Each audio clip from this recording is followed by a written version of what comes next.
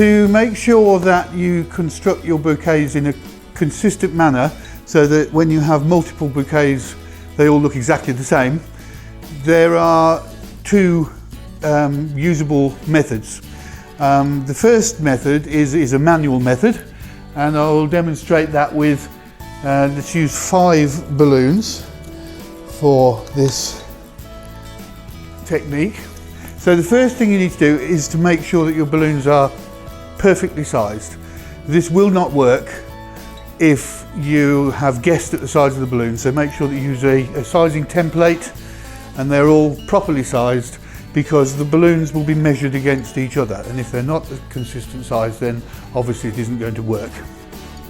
So the first thing to do is to split your bouquet into 2. So we're going to have 3 balloons and 2 balloons, and we will take the 3 balloons and arrange them so that the knot of one balloon is exactly level with the top of the previous, and then the knot of this balloon is exactly level with the top of that one. So line up visually the knot on this balloon with the top of that one, the knot on that balloon with the top of that one. Then switch over and do the same with the other 2 balloons. So we'll line up the top of the red balloon with the knot of the blue, like so. And then it's a simple matter of putting this pair of balloons up against these 3 so that the balloons in this bouquet are exactly halfway between the balloons in that bouquet. And then as long as you are consistent and your balloons are perfectly sized every time, that will work for every bouquet. It's nice and quick and it's nice and simple.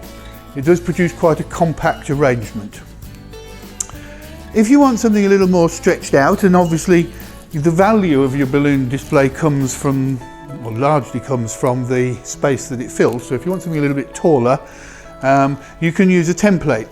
And using this template will give you the option to mix and match any kind of balloon you like, because it is set up to work with orbs, foils, all sorts of things. It could be a mixed bouquet or a bouquet of anything, all the same, whatever you like, any combination. So what I've done here is to take a tape measure and lay it out along the edge of the table, and then place a mark every 25 centimetres. So I started at this edge. This first one's 25 centimetres away, 50, 75, 100 and so on. You need 5 marks to work from, really, but if you can fit in more, it's useful to have. So having got your template laid out, sit all the balloons in one hand and pull the ribbons down so that they sit nicely against the top of your hand here. Then hold it a little bit away from the end from the balloons so that you've got room to work. Put this hand somewhere to the left of the first mark. Doesn't matter where, it just needs to be to the left of the first mark. Or if you're left-handed, then you can start at the other end and put it somewhere to the right of that first mark there and work this way. I'm right-handed, so I like to go this way. So I put the hand there. Now once you've positioned your hand, don't move it. If this hand moves at all during the process, it's not going to work. So this hand stays put. And then just literally take one balloon, slide the ribbon out and take it to the 5th mark, and then position the knot on the mark. Next one to the 4th mark, next one to the 3rd, the 2nd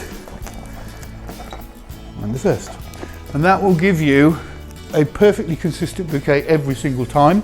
A little bit more stretched out, as I've said, so higher perceived value perhaps, but also means that the balloons are spaced enough so that if this is an orb or a shaped foil or a star or a heart or anything else, it will still fit in with your arrangement. And then the final benefit of a template like this is that you can use it to set the distance from the lowest balloon to the table or to the weight. So hold it here, put your hand against one of the marks, slide the other hand down the ribbons, and I tend to go 2 marks for a table arrangement and 3 marks for a floor arrangement. And that way they will all be perfectly consistent every single time.